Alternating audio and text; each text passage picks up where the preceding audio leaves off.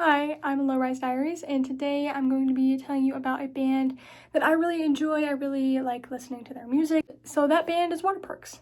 So yeah, I really hope that this video is a good resource for you. Maybe if you are a new fan to Waterparks, or maybe you just are a casual listener of them and don't really know much about them. Or if you are a current fan, you are going to find some things that you didn't know about them, because at the end I kind of have some fun facts and trivia that maybe you've never heard of before. So I really hope that you enjoy this video. But before we start, I do want to just put out a little disclaimer that in the process of making this video, of researching the factual kind of parts of it, like the dates and what was released when, I did use some other resources. So I've used videos, I know that I used a few articles, I used a Tumblr blog even, and I definitely want to make sure that I give all credit where credit is due.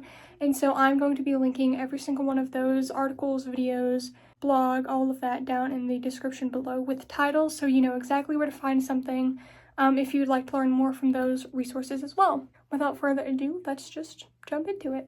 So the band Waterparks was founded in 2011 in Houston, Texas by current lead vocalist Austin Knight and former bassist Greg Matthew. The lineup as it stands right now, just basic overview. There is lead vocalist and rhythm guitarist Austin Knight, lead guitarist Jeff Wigington, and we have Otto Wood, who is the drummer and occasional background vocalist you will find. Something worth mentioning, I think, that is really interesting about Waterparks is that they don't have a bassist. You'll notice I didn't say any name for the bassist currently, and that's because they don't have one. And to quote Austin, we don't do the whole bassist thing anymore.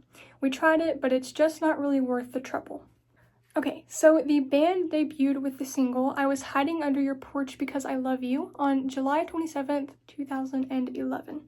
And on April 3rd, their first EP, Airplane Conversations, was released. So the band's first ever music video for the aforementioned I Was Hiding Under Your Porch was released on June 13th of 2012. And on August 17th, they had their first ever live show at the Warehouse Live in Houston. On May 11th, 2013, they opened for Aaron Carter.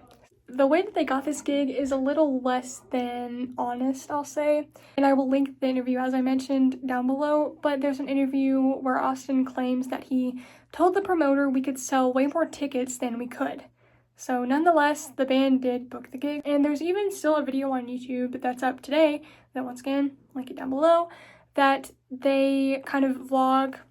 I'll use the term vlog loosely, but they vlog the experience of getting to open for him, and it's a really fun watch if you're interested in watching. They played the Houston dates of the band's Warped Tour. So if you're unfamiliar, Warped Tour is this huge kind of pop punk tour, and there's a ton of festival dates, there's a ton, they go all over. Also, this is getting into the kind of fun fact lore part of the fandom side. In 2018, they also played at the band's Warped Tour alongside bands such as Good Charlotte, All Time Low, Asking Alexandria as well. So really prominent names in the pop punk scene. However, during this, Austin Knight saw a camera crew for a local news station. So he goes up and he is interviewed, and he kind of pranks the station and the people interviewing him. And he claims that his name is Kyle Fletchers from the fictitious band December's Tragedy. It's not a real band. Not in the typical sense. It isn't a real band that has any other members besides himself. I say that because he did go on to release one single under that name, so he took the joke and he ran with it, and that is something that Austin really likes to do. So I will try to insert that clip if I can find it. To transport the heat exhausted began early this morning. Our camera crews caught up with December's Tragedy musician Kyle Fletchers as he got off one of the 5 stages set up for the large concert. It's very hot on stage because I'm always bouncing around. My friends and I do this synchronized thing where we go like, rah! Oh yeah, that is Kyle Fletcher's December's Tragedy. I think it's really funny. We're going to move on to 2014. So 2014 is kind of a, I don't want to say slow year, but not too much is happening for them. They released the EP Blacklight, so it is their second EP, which is really cool. And this is also around the time that Austin started to dye his hair more frequently from his natural color, which is brown. And as you will see later on in the video, that is something that Austin really likes to do.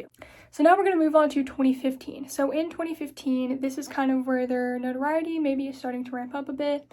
So this is the year that they began their partnership with Benji and Joel Madden from Good Charlotte, which is a huge pop punk band. And Waterparks also began being managed under that new company called MDDN. So on November 6th of 2015, they signed with Equal Vision Records and released their first song on the label, Crave, from the Cluster EP. So in 2016, the band's third EP, Cluster, was released. The same year, on November 3rd, the band's first full-length album, Double Dare, was released. So in 2016, this is their first ever album released. It is amazing. It's called Double Dare, like I said.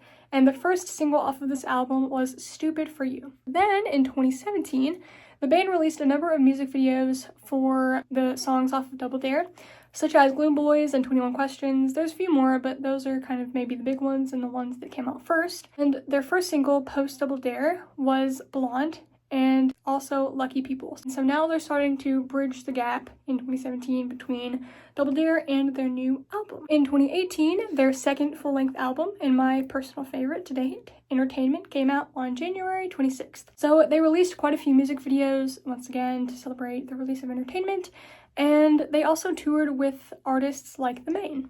So then, in 2019, Turbulent is the first single post-Entertainment. They also revealed that they had signed to Hopeless Records, so they've been through a few different labels. This is also when Austin reveals his green hair for The Era. So Fandom is released on October 11th. So now we're skipping over 2020, and we're moving to 2021. The band announced that there would be a new album on January 1st of that year. They released a music video after music video until on May 21st, Greatest Hits arrived. From October to December, they went on tour in the US. Now, moving on to 2022. So on November 15th, they released the track list for the new album and announced its completion. Intellectual Property came out on October 11th, 2023, 4 years to the date of the release of Fandom. In 2024, GH 2024, a reworked 7-minute collage of songs from Greatest Hits was released. And now we're going to move on to the present day, so where they are in 2025. So far this year, Waterparks has collabed with Michael Clifford of 5 Seconds of Summer on a single off of Michael's new album, Side Quest, entitled Give Me a Break, and there's also an accompanying music video. This music video kind of highlights the importance of fandom culture. The music video is really sweet and just kind of shows a side that, maybe people don't think of initially when they think of fandom in general. So now we're going to move on to my personal favorite part of the entire video, which is some fun facts and trivia, as well as some fandom kind of lore parts, if you are looking to also be in the fandom and learn more about the band, kind of fun fact-wise.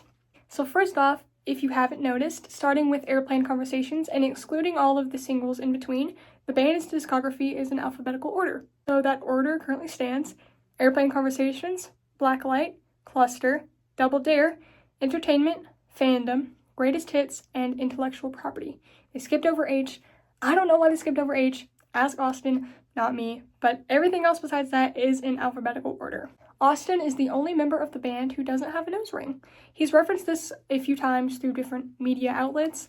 So in a tweet that he made in 2018, Austin says that Jeff and Otto both have nose rings on opposite sides of their face. That means I can never get one, or I'll throw off the equilibrium of our whole group. That makes me sad. I can never be full punk.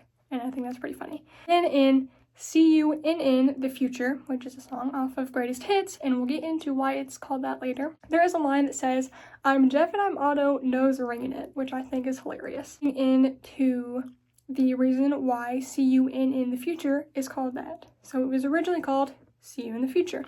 So this is because a fan got a tattoo of the song title on their arm, and they tweeted about it, but they tweeted about it because their tattoo artist allegedly made a mistake.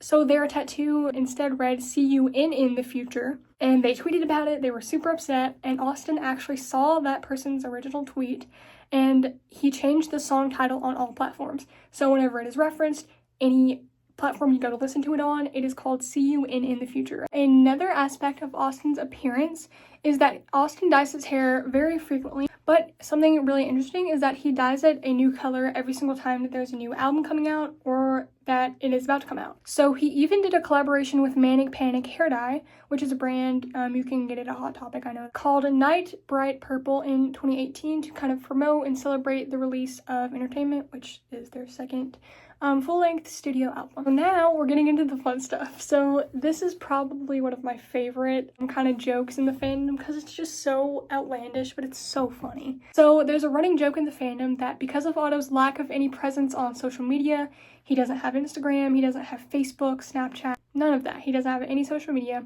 So that because of his kind of absence on any of these platforms, he must be a serial killer, which I think is so funny. But this joke actually stems from an actual serial killer in the 1920s and early 30s who shares a name with Otto. His name is also Otto Wood.